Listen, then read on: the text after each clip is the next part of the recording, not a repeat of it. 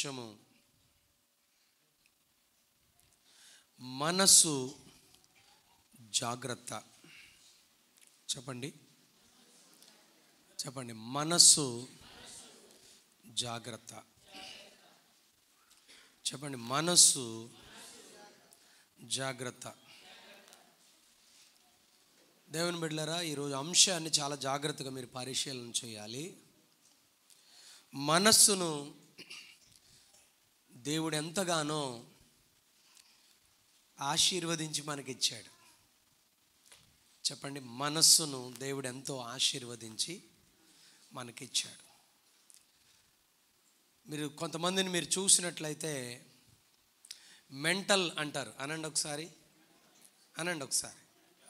Mental అనగానే మీకు అర్థమైపోయింది అంటే ఏంటి? అతనికి సరైన, చెప్పండి, మనస్సులో మానసికంగా సరైన ఆరోగ్యం లేదు అని అర్థం. కానీ దేవుడు మనల్ని ప్రేమించి దేవుడు మనకు మంచి మనసునిచ్చాడు, మనస్సునిచ్చాడు. దేవుడు మనల్ని ప్రేమించి మనకు మనస్సునిచ్చాడు.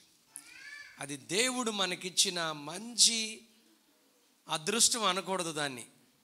అది దేవుడు మనకిచ్చిన ఉన్నతమైన బ్లెస్సింగ్, ఆశీర్వాదం. చెప్పండి, మనస్సు అనేది గొప్ప ఆశీర్వాదం. చెప్పండి, మనస్సు అనేది గొప్ప. నాగారు ఎప్పుడైనా సరే ఆయన ఇప్పటికీ 23-22 సంవత్సరాల క్రితం మాట, వారు వీరవరం మీదుగా మండపేట వస్తూ ఉండగా ఆయనకి యాక్సిడెంట్ అయింది. Yes sir. వారు ఏ కారణంతోనైనా ఆ రోడ్లో వెళ్ళేటప్పుడు ఆ టర్నింగ్ దగ్గరికి రాగానే ఆ సన్నివేశం 22, 23, 21 సంవత్సరాల క్రితం జరిగిన ఆ సన్నివేశం ఎన్నో సంవత్సరం కాదు, 2004వ సంవత్సరంలో జరిగింది. ఇప్పటికి 20 ఏండ్ల క్రితం జరిగిన ఆ సన్నివేశం ఆ టర్నింగ్ దగ్గరికి ఆయన రాగానే 20 ఏళ్ల క్రితం జరిగిన ఒక సంఘటన కళ్ళకు కట్టినట్టుగా దేవుడు మనస్సుకు ఆ క్షణాల్లో చూపించేస్తాడు. నేను ఇటు గుమ్మిలేరు వైపు నేను వెళ్తున్నా, గుమ్మిలేరు మీదుగా రావులపాలెం వెళ్తున్నా. ఇటు నేను కేశవరం మీదుగా బొమ్మూరు మీదుగా రాజమండ్రి వెళ్తున్నా. నా లైఫ్లో ఒక 2 సంఘటనలు గుర్తొస్తాయి. ఇటు గుమ్మిలేరు దాటి నేను వెళ్తూ ఉండగా, గుమ్మిలేరు తర్వాత వచ్చే ఊరు పేరు కొత్తూరు సెంటర్కి వెళ్ళక ముందే రైస్ మిల్స్ ఉంటాయి. వెళ్తుండగా కుడి పక్కన, అప్పుడు నా బండి చాలా చిన్న బండి, లూనా బండి. పరిచర్య కోసం నేను వేసుకుని వెళ్ళి వస్తూ ఉండగా, అటు వెళ్ళి వస్తూ ఉండగా భయంకరమైన త్రాసుపాము అనమాట.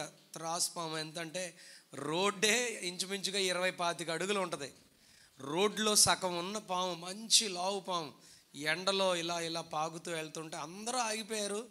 నాది బండి, లోనా బండి బ్రేక్ కొడితే ఇక్కడ ఆగితే ఎక్కడో ఆగుతుంది అన్నంట ఉన్న పరిస్థితులు. అందరూ ఆగిపోయారు. ఏంటని చూస్తే ఏమండి, పెద్ద పాము. అలాగే కొండగూటూరు మీదుగా నేను వెళ్తూ ఉండగా ఒక ఆయన్ని నేను ఎక్కించుకున్నాను. వెనకాల వెళ్తున్నాం రాజమండ్రి, సుబ్బారావు గారని, తాపేశ్వరం. లైట్స్ ఏ కొనడానికి వెళ్తున్నాం రాజమండ్రి. వెళ్తుంటే రోడ్డుకి అడ్డంగా పెద్ద పాము, అది కూడా ఇలాంటి పామే రోడ్డుకి అడ్డంగా వెళ్తూ ఉంది. నేను సరిగ్గా ఎప్పుడు ఆ కార్నర్స్ నేను దాటి వెళ్తున్నా నాకు వెంటనే ఆ సన్నివేశాలు గుర్తొస్తాయి. ఎప్పటికి ఎన్నో, లోనా బండి అంటేనే ఒక 24 సంవత్సరాల క్రితం మాట, ఇంచుమించుగా 23-24 సంవత్సరాల క్రితం మాట. స్పాట్లో ఆ విషయాలన్నీ గుర్తుకొచ్చేస్తాయి.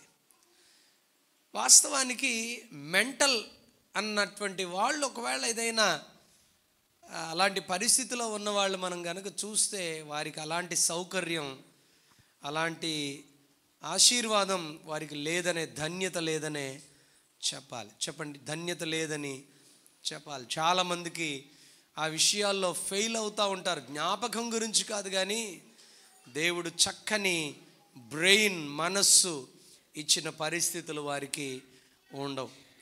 ఈరోజున బ్లడ్ బ్రెయిన్లో క్లాట్ అవుతుంటే ఏమవుతుంది? అసలు మనుషుల అవయవాలే చెప్పండి, అవయవాలే సరిగా పనిచేయని పరిస్థితి. ఈరోజు దేవుడు మనకి చక్కని బ్రెయిన్ ఇచ్చి, బ్రెయిన్లో రక్తం ప్రవహించి, ఎన్నో సంవత్సరాల గత విషయాలన్నీ గుర్తు చేసి చక్కగా దేవుడు మనల్ని, ఆయన ధన్యతనిచ్చి మనల్ని నడిపిస్తున్నాడు. We are blessed. చెప్పండి, మనం అందరం ఆశీర్వదించబడిన వాళ్ళం, ఈ స్థితి కలిగిన వాళ్ళం. నేను నిజంగా ఆశీర్వదించబడిన వాడిని. నా చిన్నతనంలో చనిపోవడానికి కారణం మెదడు వాసిపోయిందంట. ఒళ్ళు వాస్తే ఎలాగో, నీరు పట్టేస్తే ఎలాగో వాచిపోయినప్పుడు, అలా మెదడు వాసిపోయిన మెదడు వాపు వల్ల నేను చనిపోయిన పరిస్థితి. వైద్యులు ఈయనే కృష్ణార్జున్ చౌదరి గారు, మరి మనకుండేవారు ఉన్నారు కదండి, కృష్ణార్జున్ చౌదరి గారు లేరు, వివిఎస్ఎస్ లేరు కదా, ఈయన ఉన్నారు. అయితే ఆయన వాళ్ళ నాన్నగారు వాళ్ళు, ఈ పిల్లాడు బతికాడని అనుకోకమ్మా, ఎప్పుడైనా చచ్చిపోవడానికి అవకాశం ఉంది, లేదా మరి మెదడు ఎదగదు సరిగా, బుర్ర పెరగదు, జ్ఞాపక శక్తి ఉండదు, ఏదో బతికాడు అలా పెంచుకోండి అని చెప్పి ఆయన చెప్పిన సంఘటన. దేవుడు ఇప్పుడు ఎన్నో సంవత్సరాలు క్రితం కూడా జరిగిన విషయాలు, నా చిన్నతనంలో జరిగిన విషయాలు కూడా జ్ఞాపకం ఉంచుకొని దేవుని సన్నిధిలో, దేవుని పనిలో వాడబడడానికి దేవుడు చక్కని బ్రెయిన్ నాకు ఇచ్చాడు, మనస్సు నాకు ఇచ్చాడు. స్తోత్రం అనండి. ఈరోజు మనస్సును బట్టి, బ్రెయిన్ బట్టి మనం చాలా దేవునికి స్తోత్రాలు చెప్పాలి. అయితే ఈ మంచి మనస్సును శరీరము వెనక్కలాగడానికి ప్రయత్నిస్తుంది, శరీరము వెనక్కలాగడానికి మనస్సును ప్రయత్నిస్తుంది, ఆత్మ ముందుకు నెట్టి దేవుని కొరకు ఉపయోగించేలాగా ప్రోత్సహిస్తుంది. చెప్పండి, శరీరము మనస్సును వెనక్కలాగడానికి ప్రయత్నం చేస్తుంది, ఆత్మ మన హృదయం దేవుడిచ్చాడే, ఈ హృదయము మనస్సును మరింత ముందుకు నెట్టడానికి దేవుడు ఆత్మ ద్వారా ప్రయత్నిస్తాడు. అయితే దాడి, చెప్పండి అనండి ఒకసారి, దాడి మనస్సుకు ఎక్కువ ఉంటుంది. చెప్పండి, దాడి, అటాక్ అనండి ఒకసారి, దాడి, అటాక్ మనస్సుకు అలాగే శరీరానికి కూడా. ఆ శరీరము అలాగే హృదయము కూడా మనస్సును అటాక్ చేస్తూ ఉంటుంది. సో మనస్సు జాగ్రత్త. చెప్పండి, మనస్సు జాగ్రత్త అనండి ఒకసారి, మనస్సు జాగ్రత్త. మనస్సు జాగ్రత్తగా లేదు అంటే శరీరము మనస్సుని మింగేస్తుంది. చెప్పండి, శరీరం మనస్సును మింగేస్తుంది, దాడి చేస్తుంది. శరీర సుఖం కోసమే, శరీరం కోసమే ఇక మనస్సు పనిచేసేలాగా అయిపోతుంది. ఇక దేవుని కోసం కానీ, దేవుని మాట కోసం కానీ ఈ మనస్సు ప్రయాసపడడానికి శరీరం వెనక్కి లాగేస్తూ ఆ హృదయం వైపు మనస్సు వెళ్లకుండా, హృదయము మనస్సు కలిసి పని చేయకుండా, శరీరము మనస్సు కలిసి పనిచేసి నష్టపోయేలాగా శరీరం మనస్సును దాడి చేసి వెనక్కి లాగుతుంది. ఒకసారి కొన్ని వచనాలు గుండా ఈరోజు అంశాన్ని మీకు చూపించాలని నేను ఆశపడుతూ ఉన్నాను. మీ అందరూ తెలిసిన ఒక విషయం ఏమండి, మీ అందరికీ తెలిసిన ఒక విషయం, ఆ తెలిసిన విషయం ఏంటంటే, దావీదు గురించి ఎంతమందికి తెలుసు అంటే మీరు ఖచ్చితంగా చెప్తారు, దావీదు గురించి నాకు బాగా తెలుసు పాస్టర్ గారు. తెలుసా అండి? చెప్పాలి. తెలుసా అండి? దావీదు గురించి తెలుసా అండి? చెప్పండి, దావీదు గురించి తెలుసా? బైబిల్లో మనకు కనిపిస్తున్న గొల్యాతు మీద విజయాన్ని పొందిన దావీదు గురించి తెలుసా? అతడు శూరుడా భయస్థుడా? చెప్పండి, శూరుడా భయస్థుడా? భయస్థుడు అన్నవాళ్ళు ఎడం చేయొద్దండి. భయస్థుడు, దావీదు భయస్థుడు అనుకుంటున్నారు. ఓకే, వీరన్న తల్లి. శూరుడా దావీదు భయస్థుడా అంటే దావీదు శూరుడు. చెప్పండి, దావీదు శూరుడు అనండి ఒకసారి, దావీదు శూరుడు. దావీదు ఎప్పుడూ ఎక్కడ భయపడి వెనక్కి మళ్ళినట్టు ఎక్కడా లేదు. చెప్పండి, దావీదు ఎప్పుడూ ఎక్కడ ఏ పరిస్థితి కోసం భయపడి వెనక్కి మళ్ళినట్టు లేదు. కానీ దావీదు ఒక చోట, ఒక సన్నివేశం అతని జీవితంలో జరుగుద్ది. చదవండి ఒకసారి. సమూయేలు మొదటి గ్రంథం 21వ అధ్యాయం. సమూయేలు మొదటి గ్రంథం మొదటి గ్రంథం 21వ అధ్యాయం వచనం మీరు 12 ఒకసారి చూడండి. 21:12 చూడండి ఒకసారి. తిప్పారా?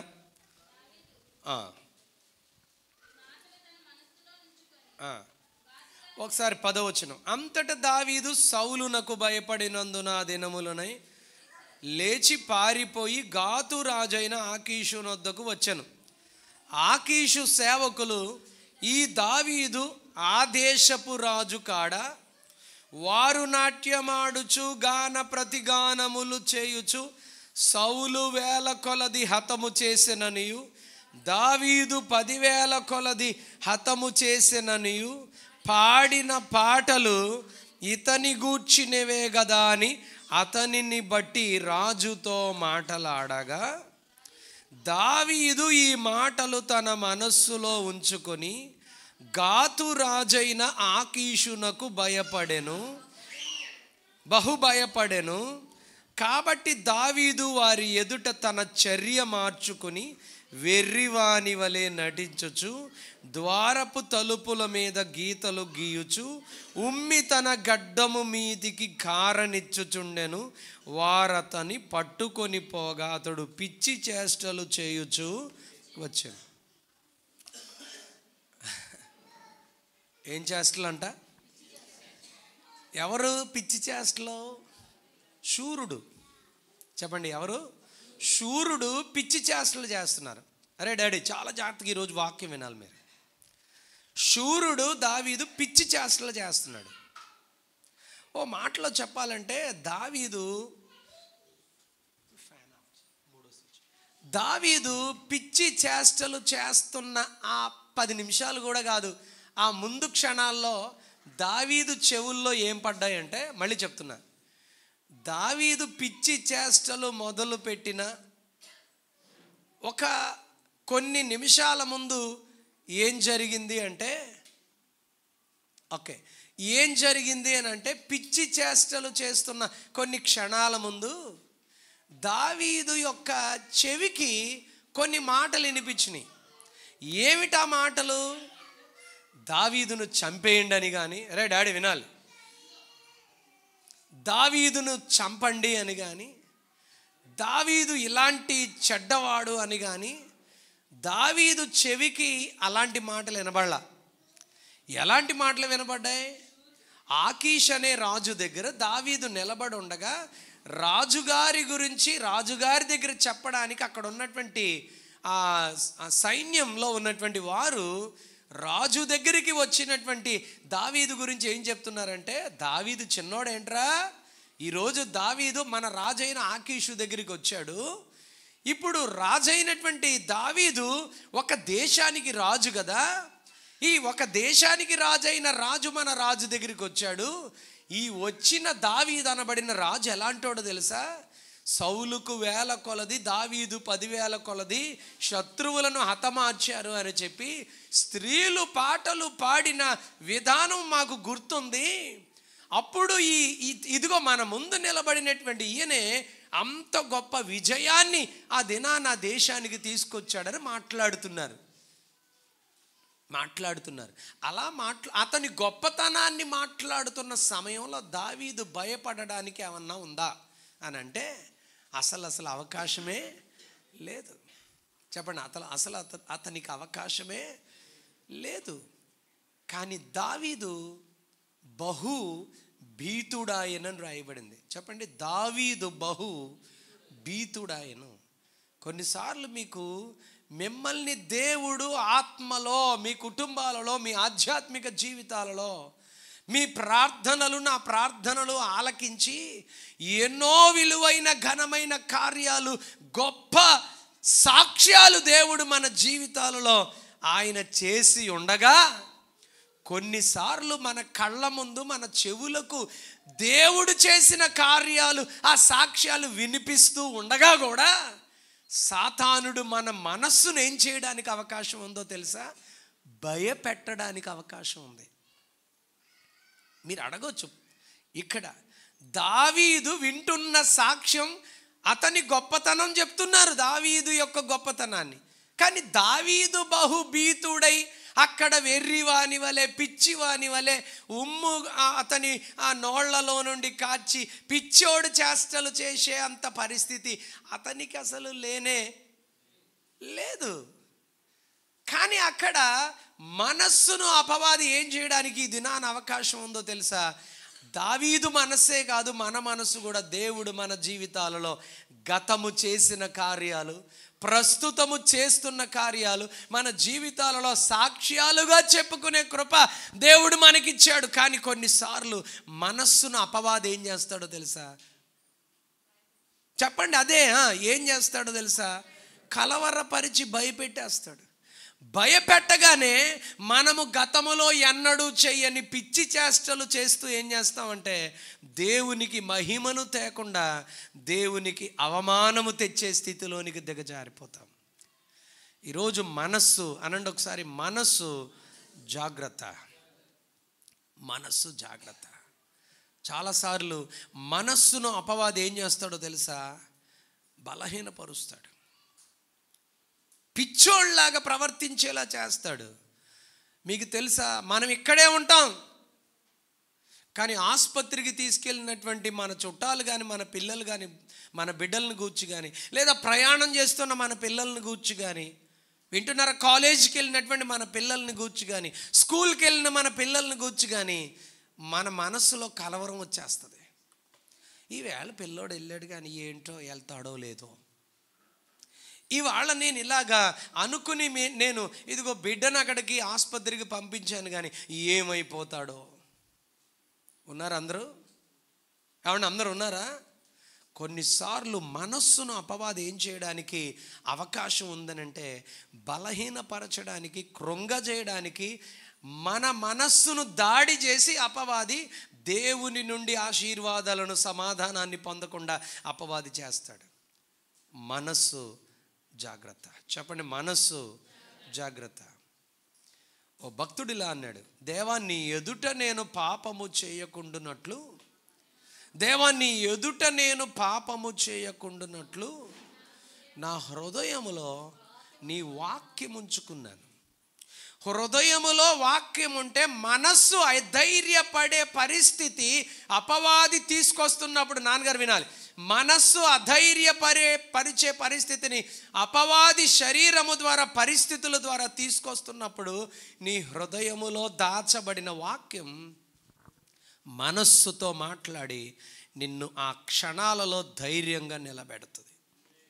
లేకపోతే మనకు ఎదురయ్యే దాడులు, మనకు ఎదురయ్యే ఆ అపవాది చేసే దాడిలో మనము కృంగనైనా కృంగిపోయి మోకాళ్ళ మీద మరి సతికిలు పడిపోతాం. లేదా బాగా వినండి, లేదా దేవుని వాక్యము, హృదయములో దాచబడిన వాక్యాన్ని మనము ధైర్యపరచబడి ఎదురవుతున్న పరిస్థితులను ఎదిరించడానికి ధైర్యాన్ని చేపట్టి వాటిని జయాన్నైనా పొందడానికి అవకాశం వస్తుంది. అందుకే మనస్సు జాగ్రత్తగా ఉండాలి, కాపాడుకోవాలి. మనస్సు జాగ్రత్తగా కాపాడుకోవాలంటే ఆయన చేసిన మేళ్లను, ఆయన చేసిన మేళ్లను, ఉపకారాలను, ప్రభు మన జీవితాల్లో చేసిన కార్యాలను ఎప్పుడూ ఎన్నటికీ మన మనస్సులో నుండి వెళ్ళిపోకుండా ఆ జ్ఞాపకాలన్నీ ఎక్కడ దాచుకోవాలో తెలుసా? హృదయంలో దాచుకోవాలి. 103వ కీర్తనలో అంటాడు, అదే భక్తుడు అంటాడు, ప్రాణమా యెహోవాను స్తుతించు, సన్నుతించు, ఆయన చేసిన ఉపకారములలో. బాగా వినండి, ఇలా కృంగిపోయి మనస్సులో అధైర్యపడిపోయి దావీదు ఆకీష్ అనే రాజు దగ్గర పిచ్చోడులాగా అతడు ప్రవర్తిస్తున్నా కూడా దేవుడు దావీదుని వదిలిపెట్టలేదు. చెప్పండి, పిచ్చోడులాగా ప్రవర్తిస్తూ ఆకీషు రాజాన్ని ఎదురుగుండా నేనున్నాను, నేను రాజునే కానీ ఇప్పుడు నేను పిచ్చి పట్టి నీ దగ్గరికి వచ్చాను అన్నట్టుగా దావీదు అతని ఎదుట ప్రవర్తించాడు. కానీ దేవుడు మాత్రం, అరే ఈడు పిచ్చోడు, చంపేయండి రా ఈడిని, అసలు ఈడు రాజుగా ఉండి, బాగా వినండి, ఇతడు రాజుగా ఉండి దావీదు రాజ్యాన్ని ఏలుతున్నప్పుడు మనం వెళ్ళి అతన్ని చంపడానికి అవకాశం ఎలాగో లేదు. మన ఇంటికి పిచ్చోళ్ళలాగా వచ్చాడు, వెళ్ళి ఎలాగో దాడి చేసి చంపలేం, వీడు పిచ్చోళ్ళలాగా మన దగ్గరికి వచ్చాడు కాబట్టి వేసేయండ్రా అని రాజు అనొచ్చు. కానీ ఆ మాట అనకుండా రాజును దేవుడు ఎలా మార్చాడో తెలుసా? అరే పిచ్చోళ్ళతో మనకేం పనిరా, ఈ పిచ్చోడిని మనం చంపే పని లేదు, వాడిని తోలేయండి అవతలకి అన్నారు. దావీదు బయటికి వెళ్ళిపోయిన తర్వాత మరలా రాజులాగే బయటికి వచ్చి మరలా తన యొక్క దేశానికి వచ్చేసాడు. ఈరోజు దేవుడు ఎవరో తెలుసా? అపవాది మనలను దాడి చేసి, మన మనస్సు మీద దాడి చేసి మనం పిచ్చోళ్ళలాగా ప్రవర్తించేలాగున, వినండి, పిచ్చోళ్ళలాగా ప్రవర్తించేలాగున దేవుడు చేసిన మేలులు, ఆశ్చర్య కార్యాలు మర్చిపోయేలాగున అపవాది మనల్ని ప్రేరేపిస్తాడు. కానీ మనస్సు జాగ్రత్త. చెప్పండి, మనస్సు అనండి ఒకసారి, మనస్సు జాగ్రత్త. హల్లెలూయా. చెప్పండి అందరూ, మనస్సు జాగ్రత్త. ఇంకో విషయాన్ని మీకు గుర్తు చేస్తాను. మీలో ఎంతమందికి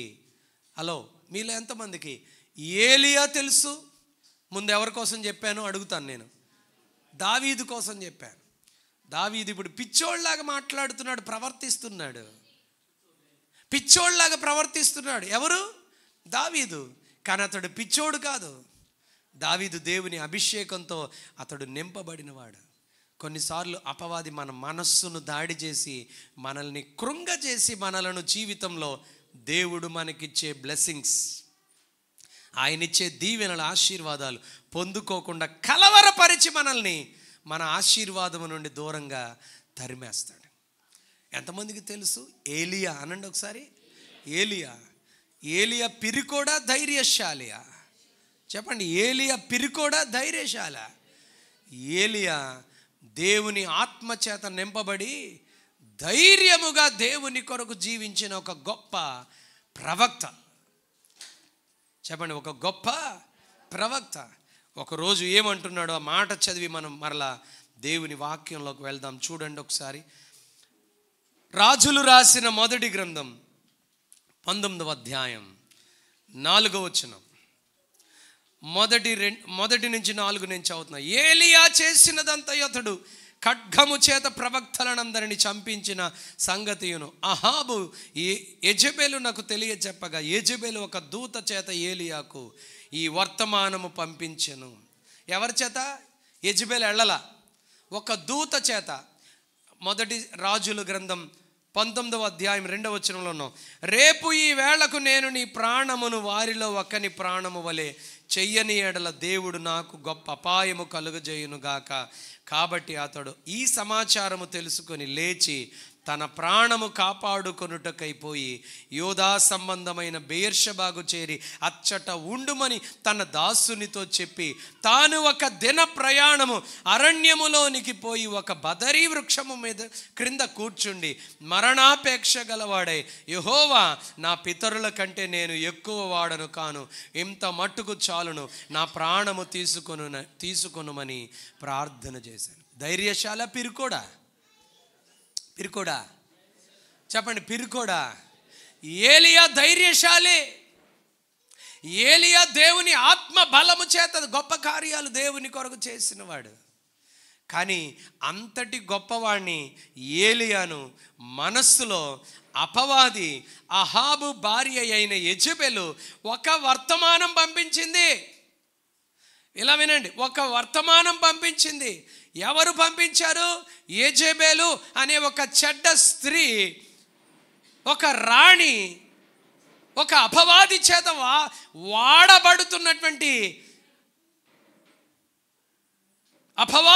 వాడబడుతున్నటువంటి యెజెబెలు ఏలియా దేవుని ప్రవక్తకు చిన్న సమాచారం పంపిస్తే ఏలియా కృంగిపోయాడు.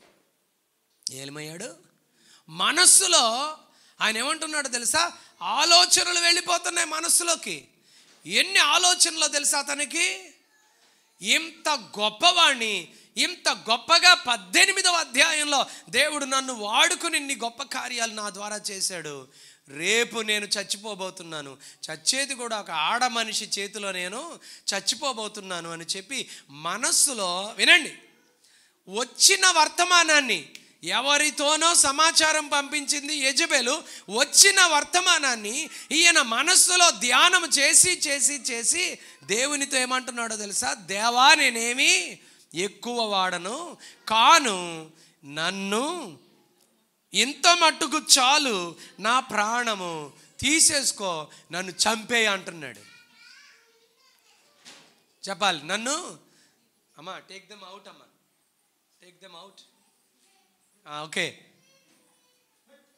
నన్ను తీసుకెళ్ళిపో, నేను బ్రతకాలని లేదు. విన్న మాటను బట్టి మనస్సు అధైర్యపడిపోతుంది. మరి చేసిన కార్యాలు, ఒక అధ్యాయం ముందు దేవుడు ఏలియా ద్వారా జరిగించిన కార్యాలు ఏలియాకు జ్ఞాపకం రానివ్వడంలా ఆ మనస్సులో కలిగే ఆ బలహీన ఆలోచనలు పుట్టించే అపవాది. ఈరోజు దేవుడు నిన్ను వాడుకుంటున్నాడు. ఈరోజు దేవుడు నీ కుటుంబాన్ని ఎన్నుకున్నాడు. అమ్మా వింటున్నారా నాన్న? దేవుడు నీ బిడ్డల్ని ఎన్నుకున్నాడు, ఏర్పాటు చేసుకున్నాడు.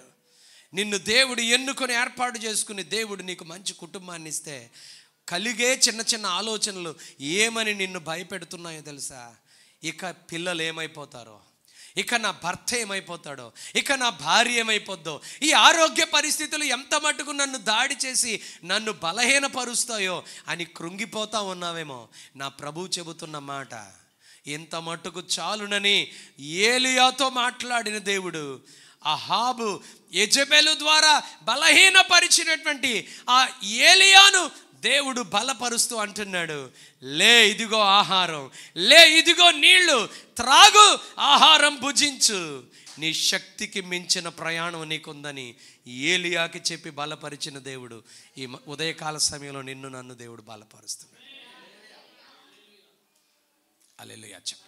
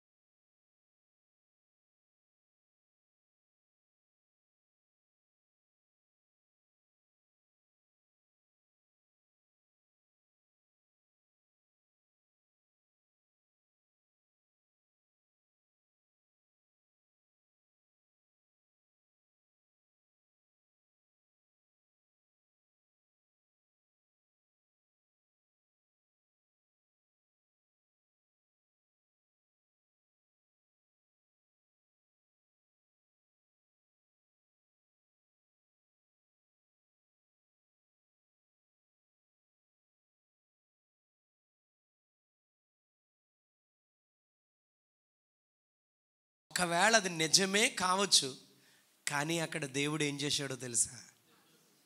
కార్యం చేశాడు. అనండి ఒకసారి, ఇట్ మే బి ట్రూ.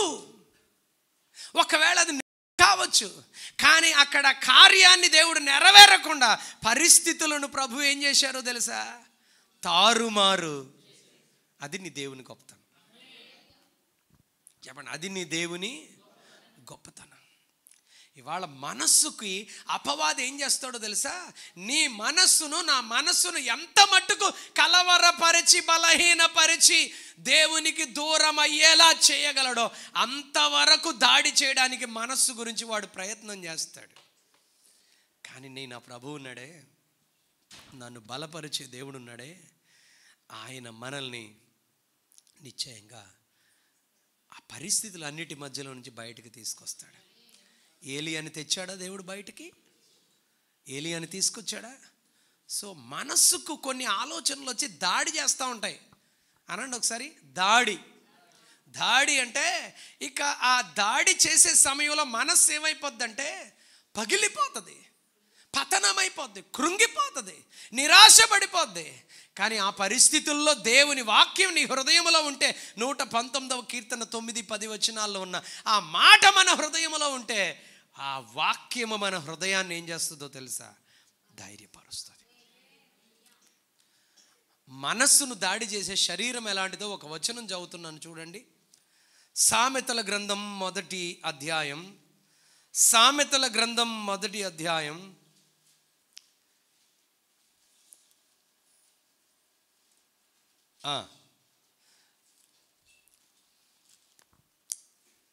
10వ వచనం.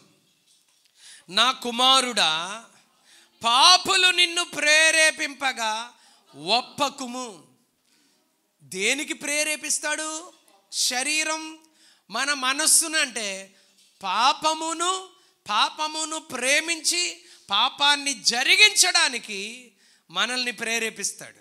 మళ్ళీ చెప్పండి, మన మనస్సును పాపము జరిగించడానికి, పాపాన్ని ప్రేరేపించి పాపములో పతనమైపోవడానికి అపవాది మనల్ని ప్రేరేపిస్తాడు. మనం ఏం చేయకూడదు చెప్పండి? ఒప్పకుము అంటే ఏంటో తెలుసా?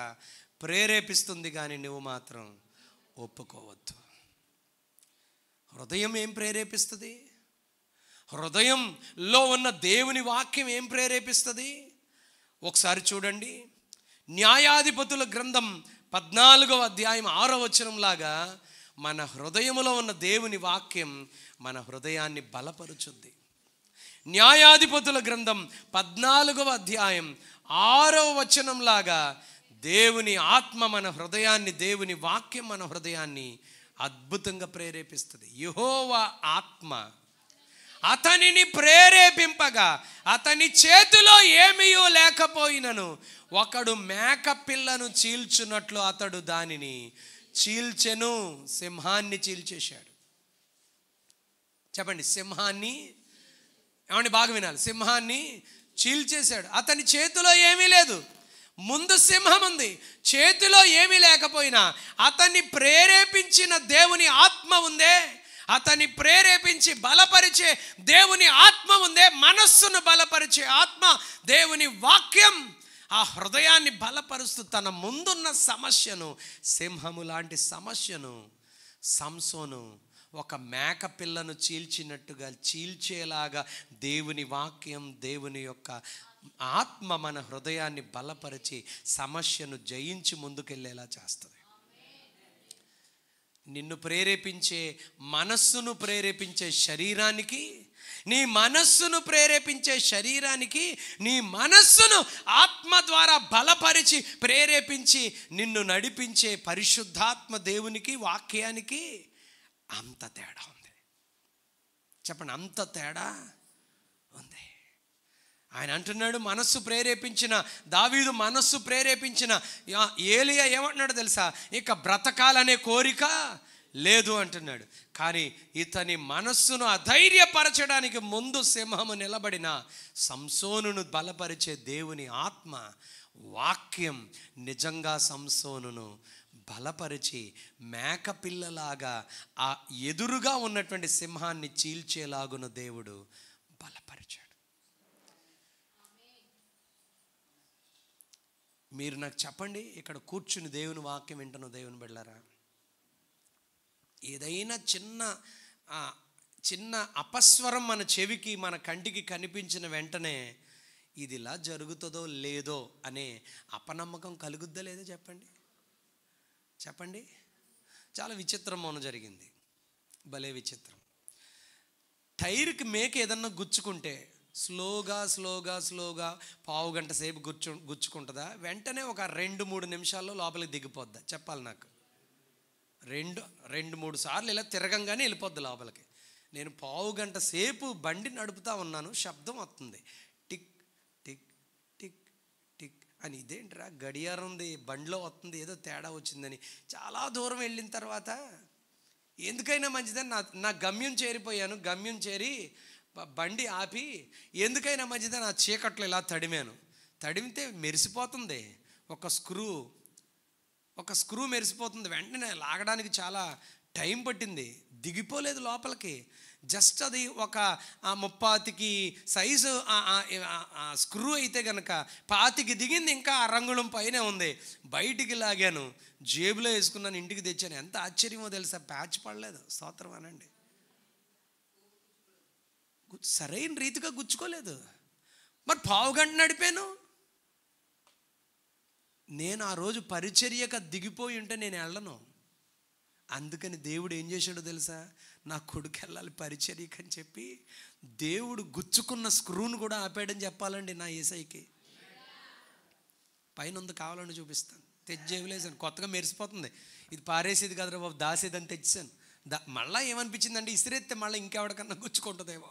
అందుకని మంచిది, మనకు ఎందుకైనా ఉపయోగపడితే, నాకు స్క్రూలు పని ఉంటుంది మా సత్యబాబు గారికి నాకును అని తెచ్చేసుకున్నాను. హల్లెలూయా. ఎస్ డాడీ, అవునా కదా? ఏదో ఒక ఆలోచన వస్తుంది. స్తోత్రం. హల్లెలూయా. మనస్సు అధైర్యపరుస్తాడు. సాతానుడు ఎవరో తెలుసా? మనము గతములో దేవుని ద్వారా పొందుకున్న మేళ్లను, ఆ ఆశీర్వాదాలను, దీవెనలను సమస్తాన్ని ఒక క్షణంలో మర్చిపోయి అపవాది ప్రేరేపిస్తున్న ఆ ఆలోచనల ప్రేరేపణ ద్వారా మనం కృంగిపోయేటట్టు చేస్తాడు. కానీ మనస్సులో నేను కృంగిపోను. నా మనస్సు దేవుని వాక్యం ద్వారా జాగ్రత్తగా దేవుని సన్నిధిలో ఉందని మనం ధైర్యంగా ముందుకెళ్ళాలి.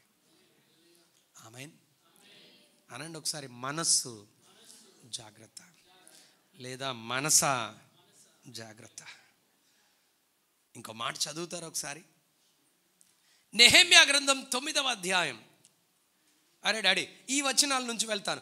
నిర్గమకాండం 35వ అధ్యాయం 21వ వచనం చదవండి.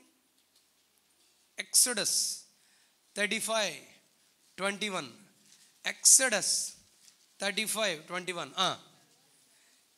తరువాత ఎవని హృదయము వాని రేపెనో, ఎవని మనస్సు వాని ప్రేరేపించెనో వారందరూ వచ్చి ప్రత్యక్షపు గుడారము యొక్క పని కొరకు, దాని సమస్త సేవ కొరకును, ప్రతిష్ఠిత వస్త్రముల కొరకును యెహోవాకు అర్పణ తెచ్చిరి. హల్లెలూయా.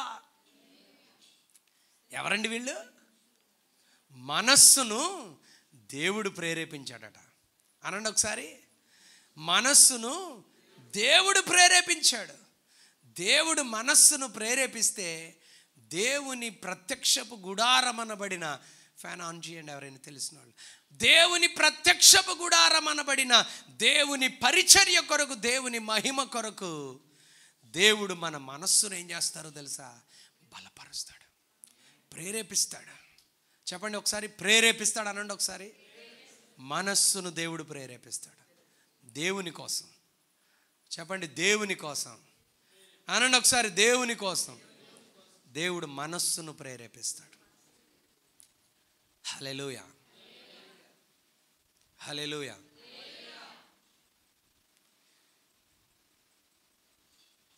రెండు రోజుల క్రితం నా జేబులో 6,000 ఉన్నాయి, నా అకౌంట్లో 6,000. అంతకుముందు ఒక పాప అడిగితే నేను అన్నాను, అమ్మాయి నా అకౌంట్లో 200 చిల్లర ఉన్నాయని చెప్పాను. ఓ 2 రోజులు తిరగకుండానే దేవుడు తన పరిచర్య ద్వారా నాకు దేవుడు ఇచ్చిన బ్లెస్సింగ్ అది. ఓ 6,000 వరకు దగ్గర ఉన్నాయి. స్తోత్రం అనుకున్నాను. నిన్న కెమెరాకి సంబంధించిన ఆ బ్యాటరీ కోసం అని చెప్పి ఆలోచించి చిన్న బ్యాటరీలు 2 కొందామని వెళ్తే ఆయన అన్నారు, మీరు కొన్నా మీకు ఏ ఉపయోగం ఉండదు, కొంటే మంచిది కొనుక్కోండి, దాన్ని ఏమంటారు ఒరిజినల్ కొనుక్కోండి అని శామ్ ద్వారా ఆయన కవర్ పెట్టాడు. అకౌంట్లో ఆ బాబు అడిగింది 3600 అడిగితే దాన్ని నేను పోస్ట్ చేశాను.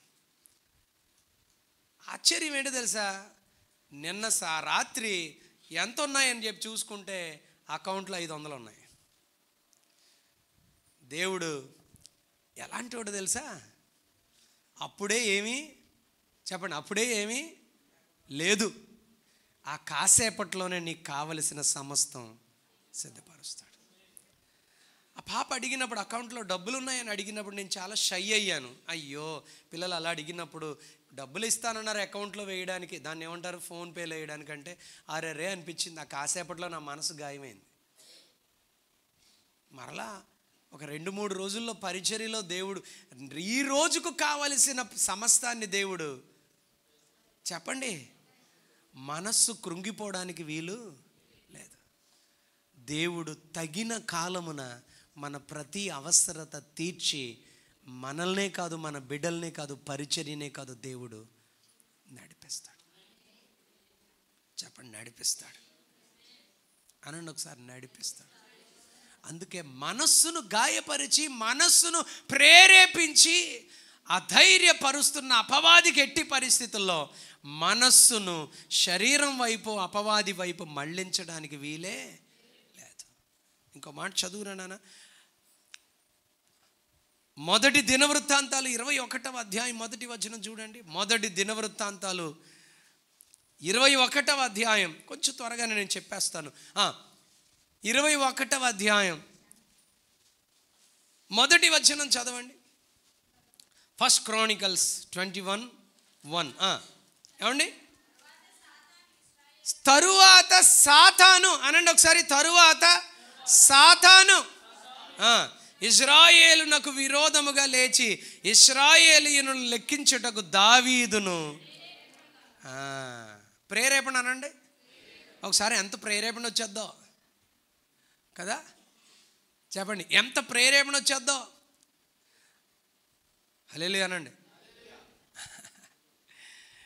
ఎంత ప్రేరేపణ వచ్చేద్దంటే కొన్నిసార్లు ఆ ప్రేరేపణ శరీరం నుంచా, ఆ ప్రేరేపణ చెప్పాలి, ఆ ప్రేరేపణ ఆత్మదేవుని నుండా నువ్వు గ్రహించుకోవాలి. ప్రేరేపణ అనండి ఒకసారి బిడ్డలారా అందరూ. ప్రేరేపణ ఎవరికైనా తెలుసా? ప్రేరేపణ అంటే తెలుసా ఎవరికైనా? సత్యబాబు తల్లి తెలుసా?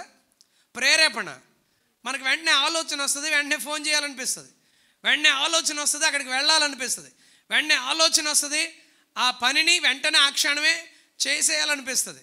ఆ ప్రేరేపణ దేవుని నుంచా అపవాది నుంచా గ్రహించుకోవాలి. దావీదుకు ప్రేరేపణ వస్తుంది, ఎందుకో తెలుసా? దావీదు సెటిల్ అయిపోయాడు అనండి ఒకసారి. సెటిల్ అయిపోయాడు. దావీదు స్థిరముగా రాజు అయిపోయాడు. దావీదు స్థిరముగా దేవునిని బట్టి రాజు అయిన కారణంతో 40 సంవత్సరాలు యుద్ధాలు లేకుండా దావీదు తన సైన్యాన్ని, తన ప్రజలను ఎంతో అద్భుతంగా కాపాడుకున్నాడు.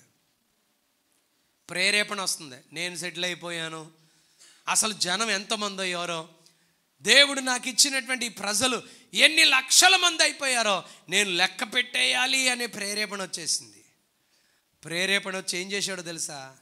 పిలిచి సైన్యాధిపతిని లెక్క పెట్టించేయి జనాభాను అని అడిగితే జనాభా లెక్కలు వద్దు అన్నాడు. ఆయన యొక్క పనివాడు వచ్చి యోవాబు వచ్చి, వద్దండి అయ్యగారు, మనం జనాభా లెక్కలు వేయకూడదు, జనాభా మనది కాదు, జనాభా దేవుడిది, మిమ్మల్ని రాజుగా నన్ను సైన్యాధిపతిగా చేసినోడు దేవుడు, ఆయన ఎంత దీవిస్తే అంత అనుభవిద్దాం కానీ లెక్కలు వద్దండి అన్నాడు. అంటే దావీదు అన్నాడు కళ్ళు ఎర్ర చేసి, ఏయ్ నేను చెప్పింది చెయ్యి అన్నాడు. ఎవరు ప్రేరేపించారు? అది సాతానుడు. హల్లెలూయా. ఈరోజు అపవాది ప్రేరేపణ నీకు వచ్చేది, దైవ ప్రేరేపణ నీకు కలిగేది కొంచెం ఆలోచించుకోవాలి. అపవాది ప్రేరేపణ అయితే నువ్వు నష్టపోతావు. అపవాది ప్రేరేపణ అయితే నీ కార్యం, నువ్వు చేసే క్రియల ద్వారా నీకు అవమానం, దేవుని నామానికి అవమానం వస్తుంది. కాబట్టి ఆ ప్రేరేపణ ఎవరిదో గుర్తు చేసుకుని, జ్ఞాపకం చేసుకుని దేవునికి మహిమ కలిగేలాగున ఆ ప్రేరేపణ చేయడమా, అది దేవునికి అవమానం కలిగేది కనుక ఆగడమా, అది చేయాలి. లేకపోతే దేవునికి మహిమ రాదు, నీ భవిష్యత్తు దీవెనకరంగా ఉండదు. అక్కడ జరిగిన సంఘటన చదివితే మీరు ఎంత ఫీల్ అవుతారు. ఆయనేమో ఇజ్రాయేలీని లెక్క పెట్టేశాడు. దేవుడు వెంటనే దావీదు దగ్గరికి వచ్చి ఇలా అంటున్నాడు, 12వ వచనం చదువు బిడ్డ. 3 ఏండ్ల పాటు కరువు కలగాల, 3 నెలలు శత్రువులు నిన్ను కత్తి దూసి తరమాల, 3 దినముల పాటు దేశమందు కత్తి దూసి తెగులు వచ్చి నీ ప్రజలను నాశనం చేయాలా. కోరుకో. ఏంటండి అతను చేసిన పొరపాటుకి ఏమైంది నాన్నగారండి? 3 ఏళ్ల పాటు కరువు, 3 నెలల పాటు శత్రువులు ఇతన్ని తరిమేయడం, 3 రోజులు తెగులు రావడం. 3 సంవత్సరాల, 3 నెలల, 3 రోజుల. కోరుకో. దేవుడా క్షమించంటే లేదు. 3 ఆటల్లో ఏదో ఒకటి నువ్వు చేసిన పొరపాటుకి నీ మీదకి వస్తుంది. అప్పుడేమన్నాడు తెలుసా? దేవుని ఇష్టం, నేనేమి చేయలేను, నాకేం చెప్పాలో అర్థం అవ్వట్లేదు. 13వ వచనం. అందుకు దావీదు, 13వ వచనం అదే పుస్తకం 13వ వచనం, నేను మిక్కిలి ఇరుకులో చిక్కి ఉన్నాను. ఎందుకు చిక్కాడు? ఇరుకులో ఎందుకు చిక్కాడు ఈయన? సాతాను ప్రేరేపణ. సాతాను ప్రేరేపణ ఇరుకుల్లో పెట్టేస్తుంది నిన్ను. ప్రేరేపణ మనస్సుకు కలిగే ప్రేరేపణ దేవునిదైతే నిన్ను విశాలమైన ఆశీర్వాదంలోనికి తీసుకెళ్తుంది. ఆ ప్రేరేపణ అపవాదిదైతే నిన్ను ఇరుకుల్లో పెట్టేస్తుంది. అనండి ఇరుకులు, అనండి ఇరుకులు. 3 సంవత్సరాలు, 3 సంవత్సరాలు ఏంటది? కరువు. 3 నెలలు శత్రువు ముందు నువ్వు పారిపోవడం, 3 రోజులు తెగులు. బాబోయ్, నేనేం చెప్పలేకపోతున్నాను. దేవుడు ఇష్టం అంటే దేవుడు 3 రోజులు కరువు, 3 రోజులు తెగులు పంపించేశాడు. ఎంతమంది చచ్చిపోయారు తెలుసా? 14వ వచనం, యెహోవా ఇశ్రాయేలీయుల మీదికి తెగులు పంపగా ఇశ్రాయేలీయులలో 70 మంది కాదు, 100 కాదు, 70,000 మంది చచ్చిపోయారు. మనకొచ్చే ప్రేరేపణ ఏంటో తెలుసుకోవాలి. ప్రేరేపణ దేవుని నుండి అయితే స్తోత్రం కలుగుద్ది, దేవునికి నీకు ఆశీర్వాదం కలుగుద్ది. నీకు కలిగే ప్రేరేపణ, సాతాను నీకు తెచ్చే ప్రేరేపణ మనస్సును ప్రేరేపిస్తున్నది. నీకు నష్టాన్ని కూడా తెచ్చే పరిస్థితులు సాతానుడు నీ మీదకి తీసుకొస్తాడు. చదువు రజా ఇంకొక వచనం. ఎజ్రా పుస్తకం 1వ అధ్యాయం 5వ వచనం చదువునానా? ఎజ్రా పుస్తకం, యోబు వెనకాల ఉంటుంది. అప్పుడు యూదా పెద్దలను, బెన్యామీనీయులను, యాజకులను, లేవీయులను ఎవరి మనస్సును దేవుడు ప్రేరేపించెనో వారందరూ వారితో తోడుకొని వచ్చి యెరూషలేములో ఉండు యెహోవా మందిరమును కట్టుటకు. ఇందాక ప్రేరేపణ ఎవరిదే? ఈ ప్రేరేపణ ఎవరిదంటే దేవుని ప్రేరేపణ. తెలుసుకోవాలి. మనస్సు ప్రేరేపించబడుతుంది. అనండి ఒకసారి, మనస్సు ప్రేరేపించబడుతుంది. మనస్సు ప్రేరేపణది అపవాదిన, మనస్సు ప్రేరేపణది ఆ దేవుని ప్రేరణ. తెలుసుకోవాలి. ఇక్కడ దేవుని ప్రేరణ ద్వారా వారందరూ ఐక్యమై దేవుని మందిరము కొరకు ప్రయాసపడతా ఉన్నారు. దేవుని సేవ కొరకు ప్రయాసపడతా ఉన్నారు. ఈ రోజున మనం దేవుని కొరకు ప్రేరేపించబడి దేవుని మహిమ కొరకు బ్రతుకుదుముగాక. హల్లెలూయా అనండి. హల్లెలూయా. గట్టిగా చెప్తారా? హల్లెలూయా. దేవుని ప్రేరేపణ మనం ఫాలో అవ్వాలి. చెప్పు బిడ్డ, దేవుని ప్రేరేపణ మనం ఫాలో అవ్వాలి. ఇంకో మాట చదవండి. అపవాది ప్రేరేపణ గురించి ఎక్కడ చదివించాను నేను? దినవృత్తాంతాలది, మొదటి దినవృత్తాంతాలు 21:1. ఇప్పుడు అపవాది ప్రేరేపణ కోసం ఇంకో వచనం చదివిస్తున్నాను చూడండి. అపోస్తలుల కార్యాలు 5వ అధ్యాయం 3వ వచనం. అపోస్తలుల కార్యాలు 5వ అధ్యాయం 3వ వచనం. పేతురు, అననీయా, నీ భూమి వెలలో కొంత దాచుకొని పరిశుద్ధాత్మను మోసపుచ్చుటకు సాతాను ఎందుకు నీ హృదయమును వింటున్నారా? సాతాను హృదయాన్ని ఏం చేస్తుంది? మనస్సును ప్రేరేపిస్తుంది. మనస్సు జాగ్రత్తగా కాపాడుకోవాలి. స్తోత్రం అనండి. మనస్సును దాచుకోవడానికి దేవుడు మంచి ఆయుధం ఇచ్చాడు. చెప్పండి, మనస్సును దాచుకోవడానికి దేవుడు మంచి ఆయుధం ఇచ్చాడు. ఆ ఆయుధమే దేవుని వాక్యం. వాక్యం హృదయంలో ఉందా? వాక్యము ద్వారా నీ మనస్సు ఎంతో భద్రంగా దేవుడు దాస్తాడు. అసలు మనస్సును ప్రేరేపించకుండా దేవుడు నీ మనస్సును భద్రపరుస్తాడు. హల్లెలూయా. చెప్పండి, దేవుడు మనస్సును ఏం చేస్తాడు? భద్రపరుస్తాడు. హల్లెలూయా, హల్లెలూయా. ఇర్మియా గ్రంథం 7వ అధ్యాయం 26వ వచనం చూడరా నాన్న. ఇర్మియా గ్రంథం 7వ అధ్యాయం 26వ వచనం చూడండి ఒకసారి. వారు నా మాట వినకై ఉన్నారు, చెవి ఒగ్గకై ఉన్నారు, తమ మెడను వంచక మనస్సును కఠినపరచుకొనుచున్నారు. వారు తమ పితరుల కంటే మరి ఎందుకు? మనస్సును దేవుడు ప్రేరేపిస్తున్నా, కఠినపరచుకొని మనస్సును ప్రేరేపిస్తున్న అపవాది వైపు వెళ్ళిపోవడం వల్ల వారు ఏమయ్యారట? దుష్టులైపోయారు. ఇందాక అపవాది మనస్సును ప్రేరేపించడం వలన ఇందాక ఏమయ్యారు నాన్న? ప్రజలు చనిపోయారు. 70,000 మంది చచ్చిపోయారు. అందుకే మనకు వచ్చే ప్రేరేపణలన్నీ చేసేయకూడదు. మనకు వచ్చే ప్రేరేపణలన్నీ చేస్తే ఏమవుతుందో తెలుసా? నష్టం వస్తుంది. అనండి ఒకసారి, నష్టం. ఒక ఆయన కొత్తగా వ్యాపారం పెట్టాడు. ఏం వ్యాపారం? ఒక వ్యాపారం కొత్తగా పెట్టాడు. కొత్తగా పెట్టిన ఆయన వేరే ఊరు నుంచి వచ్చి ఈ ఊరిలో పెట్టాడు. కొత్తగా పెట్టాడు వ్యాపారం, వేరే ప్రాంతం నుంచి ఇక్కడికి వచ్చి వ్యాపారం పెట్టాడు. కొత్తగా పెట్టిన వ్యాపారం ఎలా సాగుద్ది చెప్పాలి నాకు. అంతంత మాత్రం అనండి ఒకసారి. అంతంత మాత్రం వ్యాపారం సాగుతుంది. ఈ లోపల ఆయనకి వ్యాపారం సాగుతుంది. సాయంకాలం వ్యాపారం అయింది. భలే సాగుతుంది. ఫాస్ట్ ఫుడ్ అనుకుంటా. భలే సాగుతుంది. ఈ సాగుతున్న ఆయనకి ఒక అవకాశం వచ్చింది. ఏమిటో తెలుసా? కారు కొనాలి. ఎన్ని కొనాలి? 6 లక్షలు పెట్టి కారు కొన్నాడు. ఎన్ని లక్షలు? 3 లక్షలు ఇచ్చాడు. 3 లక్షలు ఇచ్చి కారు కొన్నాడు. 3 లక్షలు ఫైనాన్స్ చేయించాడు. మొత్తం టోటల్ ఎంత? 3 లక్షలు అయింది కాదు, 5 రూపాయల వడ్డీకి 3 లక్షలు తెచ్చాడు. 5 రూపాయల వడ్డీకి ఎన్ని లక్షలు? 3 లక్షలు అక్కడ కట్టాడు. 3 లక్షలేమో ఫైనాన్స్ చేయించాడు.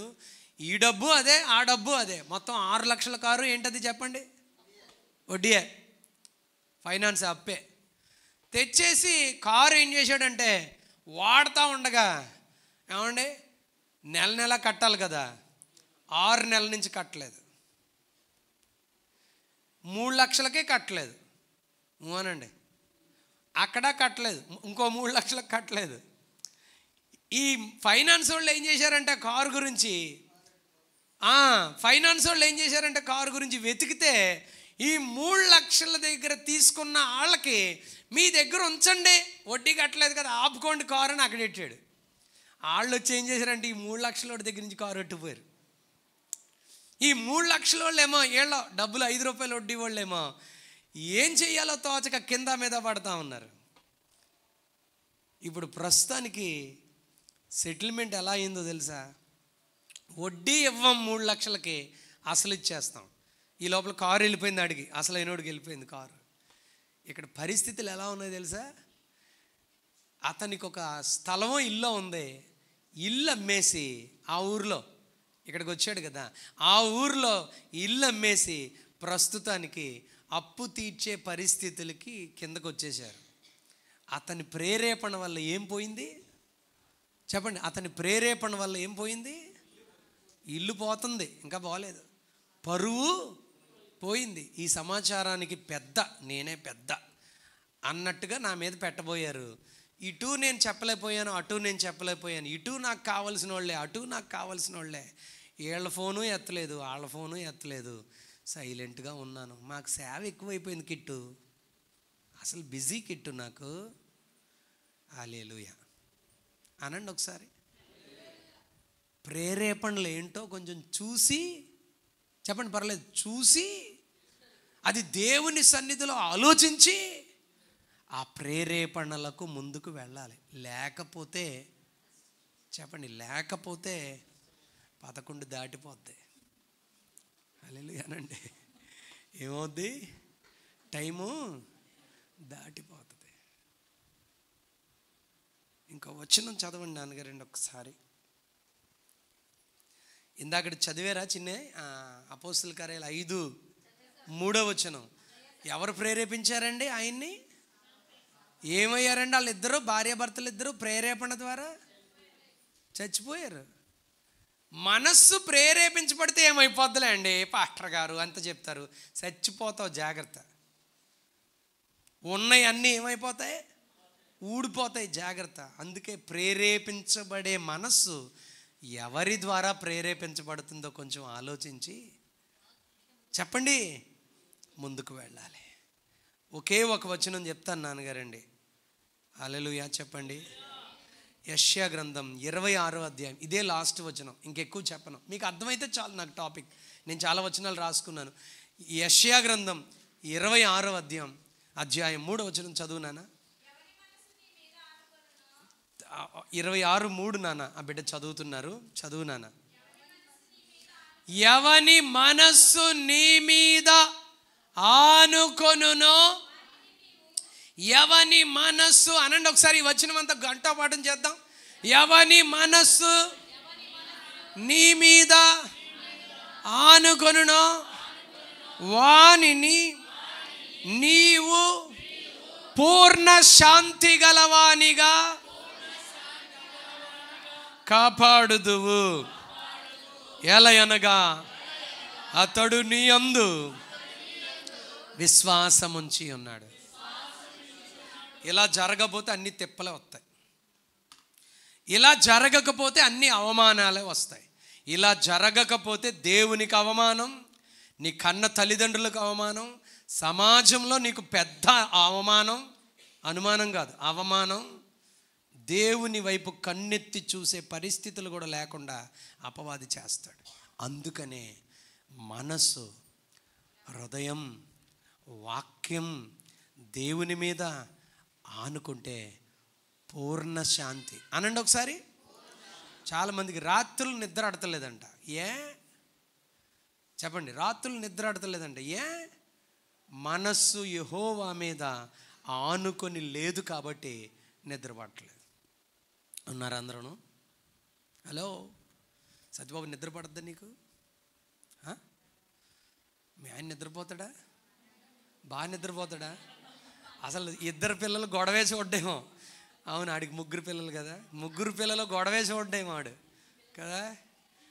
2 కూతుర్లు ఒక కొడుకు, ఆడికి ఎవరిని పట్టించుకోడాడు, హాయిగా నిద్రపోతాడు. ఎందుకంటే అలసిపోతాడులేండి. స్తోత్రం చెప్పండి.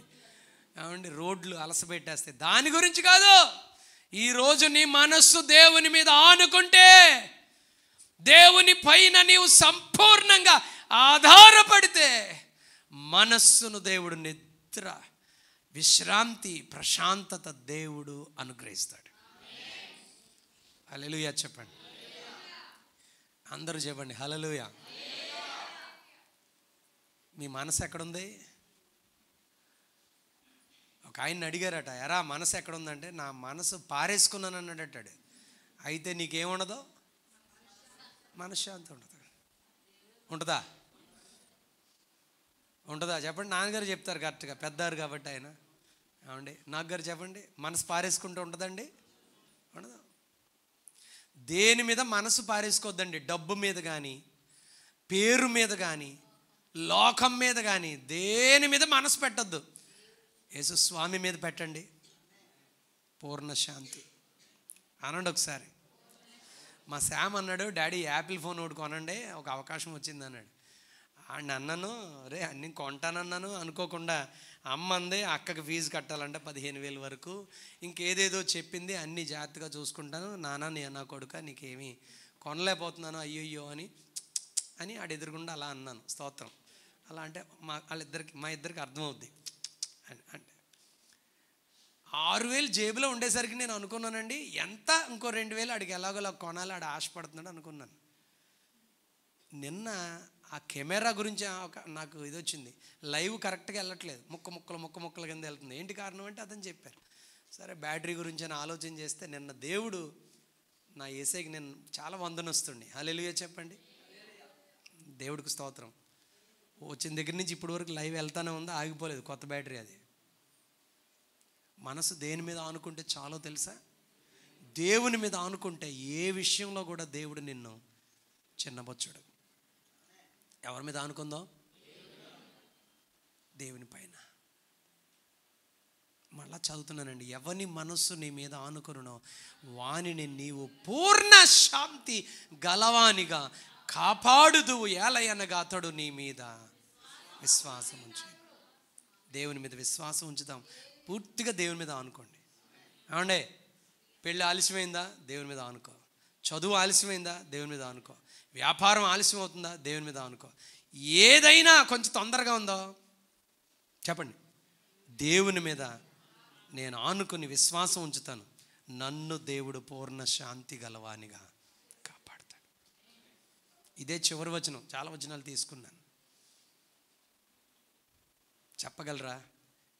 మనస్సును, ఎంత గొప్పవాళ్ళ మనస్సునైనా సాతానుడు ఏం చేయడానికి అవకాశం ఉందంటే కలవరపరుస్తాడు, భయపెడతాడు. భయపడద్దు.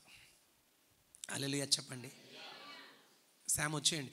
భయపడొద్దు చెప్పండి. ఏంటి? భయపడొద్దు. మనస్సును దేవుని మీద ఆనుకునేటట్లు చేయండి. ఆమేన్. అందరూ ఒకసారి లేచి నిలబడండి. సత్య కానీ మా బిడ్డలు ఎవరైనా సరే, మేరీ కానీ. నా మనసులో నా బ్రతుకులో, సెల్లో ఉండదు, యేసు జీవించును. పుస్తకం ఉంటుంది కదా, రవి విన్సెంట్ గారి పుస్తకం ఉంటుంది కదా, నా మనస్సులో అన్నయ్య ఏటో అడుగుతున్నాడు చూడండి. నా మనస్సులో నా బ్రతుకులో యేసు జీవించును. పాడడం వచ్చిన వాళ్ళు వచ్చాయని హెల్ప్ చేయండి.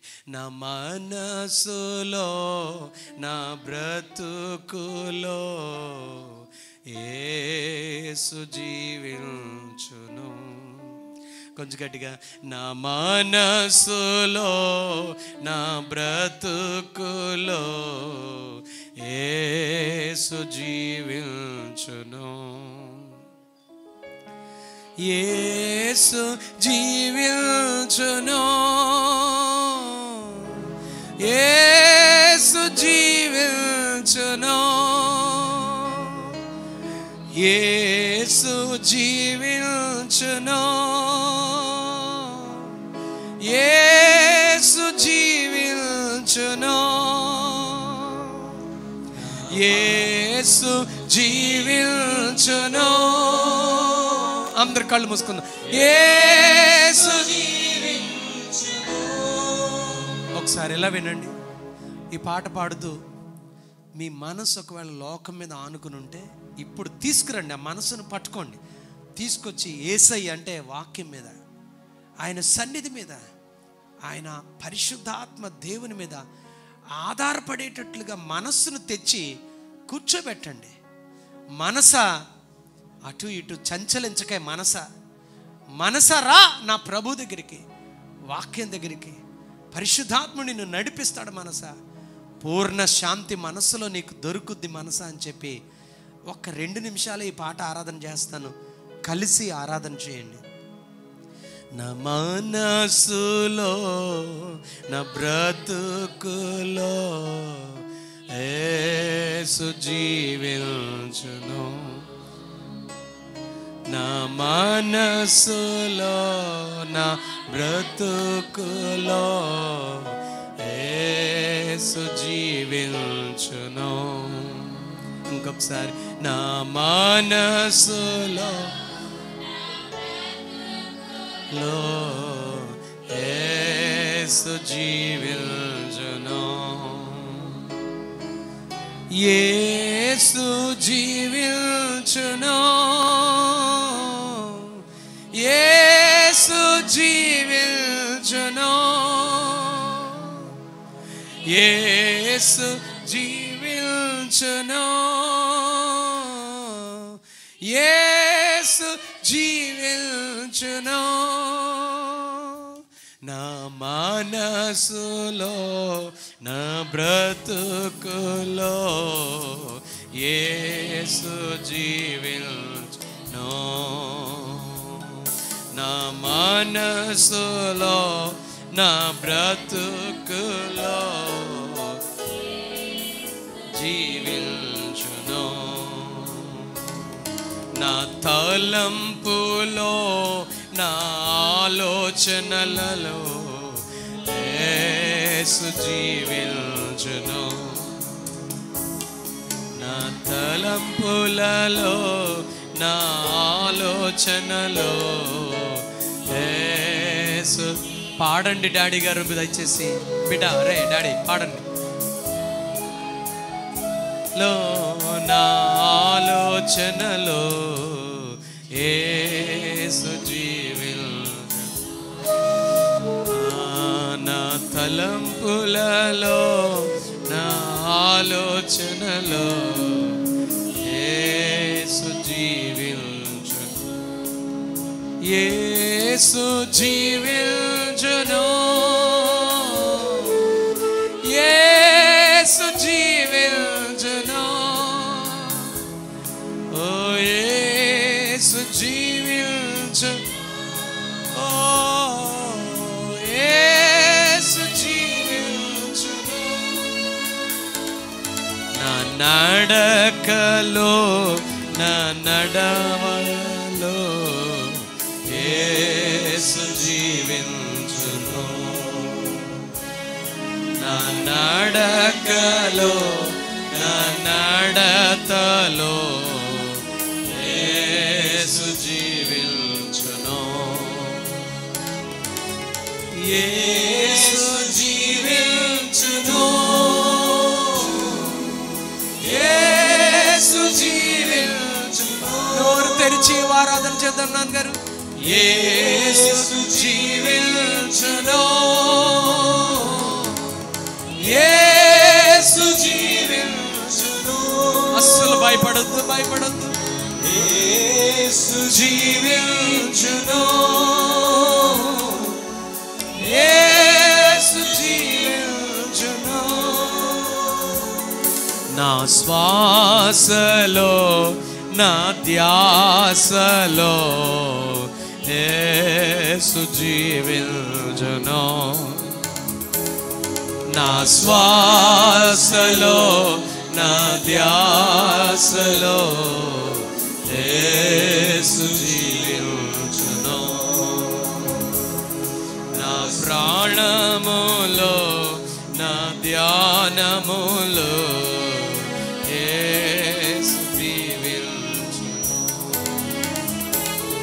నా ప్రాణములో నా ధ్యానములో యేసు జీవించును, యేసు జీవించును, యేసు జీవించును, యేసు జీవించును, యేసు జీవించును, యేసు జీవించును, యేసు జీవించును.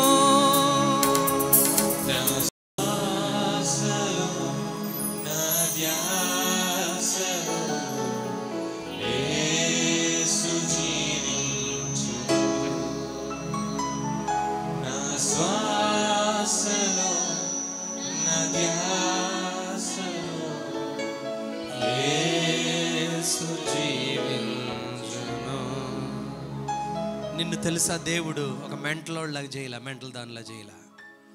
నీకు మనసిచ్చాడు దేవుడు.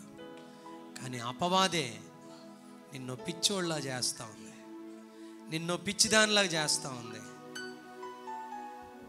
ఏమండి, బాగానే ఉంటాడండి బాబు, ఈయన బాగానే ఉంటుందండి ఆవిడ, ఈ పిల్లోడు బాగానే ఉంటాడండి, ఏంటోనండి ఇలా చేస్తున్నాడు. అది అపవాది వెనకాల, ఆ ధ్యాస, శ్వాస, ఆ ఆలోచన వెనకాల అపవాది. అందుకే ఎవని మనస్సు నీ మీద ఆనుకుంటుందో దేవుడు వానిని పూర్ణ శాంతి గలవానిగా చేస్తానని వాగ్దానం చేస్తున్నాడు. ఆకలైనా ధ్యాస దేవుని మీదే పెట్టుకో, దప్పికైనా ధ్యాస దేవుని మీద పెట్టుకో. నీ మనస్సు ఆలోచన ఇబ్బంది అయినా ఇరుకైనా యేసయ్య మీద పెట్టుకో. ఎప్పుడు లోకం మీద నువ్వు పెట్టుకున్నా పూర్ణ శాంతి నీకు ఉండదు, పూర్ణ ఆనందం నీకు ఉండదు.